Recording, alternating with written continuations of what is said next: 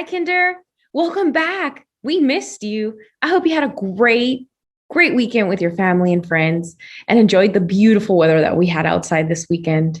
Did you know that April is Poetry Month? What's one of your favorite poems? We've learned so many here in class already, like The Swing, The Itsy Bitsy Spider, Twinkle, Twinkle, Little Star. What was that? Oh, yes, you're right. They are nursery rhymes, which is a type of song. But guess what, friends? When you take away that music, what do you have left? Words. That's what a poem is. They're words that we put together that explain a story, a feeling, an experience, or an object. So let's talk about poetry. What is poetry? Can you help me with my anchor chart? Can you tell me what a poem is? Think. That's right. Poems have words. So I'm going to put words. What else do poems have? They have rhymes. Something called a rhyme. A rhyme, friends, is when the end part of one word matches or is the same as the end part of another word. Kind of like when you have cat and hat or pig and dig. Some poems have pictures. You're absolutely right. Some poems do have pictures that go along with the words that help us understand and see the poem. What do you mean see the poem? That's right. We call that visualize. It helps us visualize a poem. That means that when we read the poem, we can see it in our minds like a mini movie, just like when you read. Poems can be funny. Yes, they can. Very funny.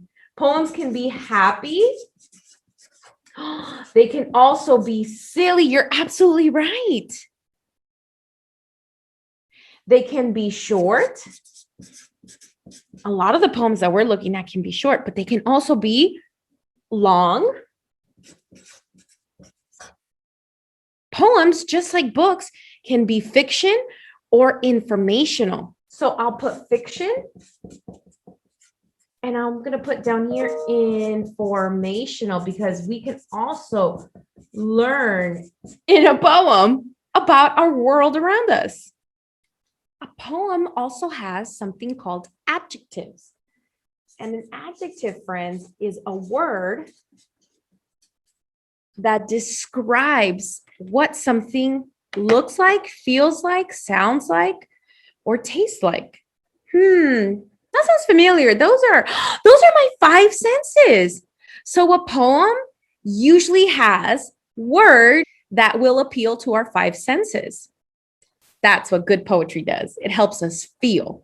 And poetry gives us feelings. And my friend Moby wants to teach us about it. Come on.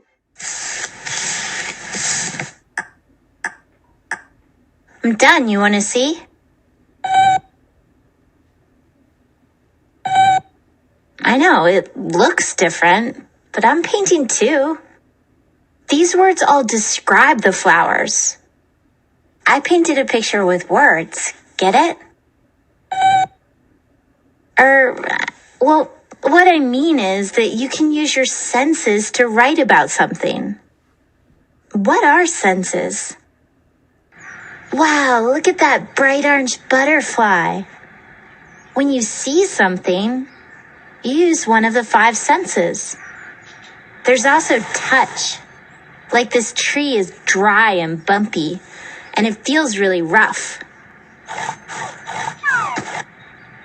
And there's taste. This apple tastes juicy and sweet. And it's crunchy too. And then there's smell.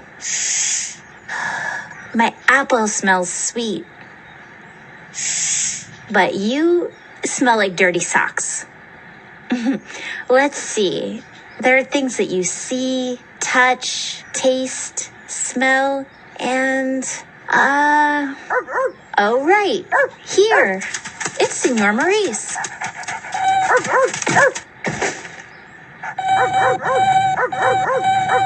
Shh. You guys are really loud. How can you write with your senses? Whenever I write about something, I concentrate on everything I see, touch, taste, smell, and hear. I take notes and I write down words that I want to use. Sometimes I close my eyes so I can really concentrate and not let my mind wander off. Stop. I'm concentrating.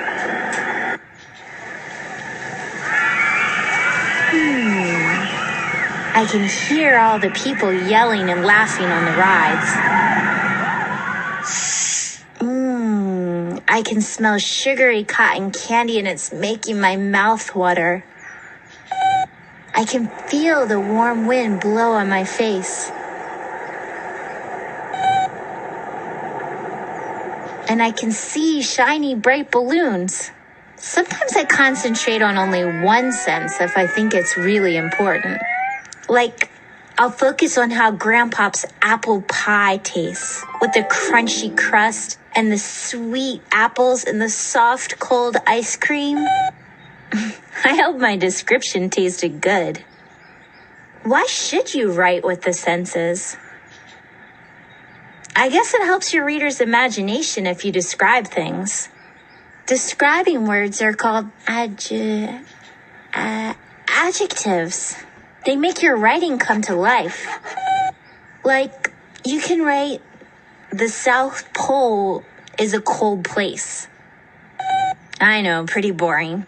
Or you could write, in the South Pole, a thick white blanket of snow and ice covers the land. Freezing winds blow across the icebergs to chill your face until it turns numb. See? When you describe with your senses, it can feel really real. Moby, quick. We better write about something warm.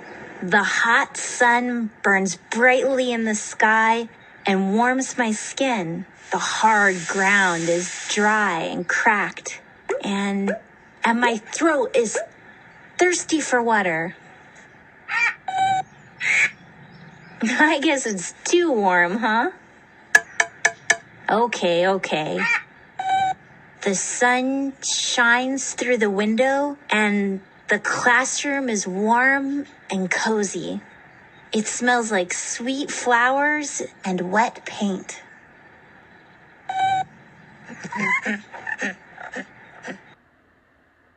That was cool. Can you imagine your classroom of cold Arctic? No, let's think warm thoughts. Warm thoughts like spring, flowers, sun, wind, kites. Yeah, good stuff. And friends, there are poems about everything that you can think of. Poems that are scary. Ooh. Poems about nature, flowers, trees, animals. Poems about food. Yum, yum. Poems about bugs. Ew. Poems for babies to help them sleep. Or poems for us kids to learn, like shapes and colors. There are poems for anything that you can think of. And so I have a question for you. Here in the discussion, I'd like for you to tell me, do you have a favorite poem? Maybe one that you've read at home with your family, or one that you learned here at school with us? Which one is it? Make sure you let us know and come back tomorrow to learn about the different types of poems. Thank you for joining me, friends. Bye.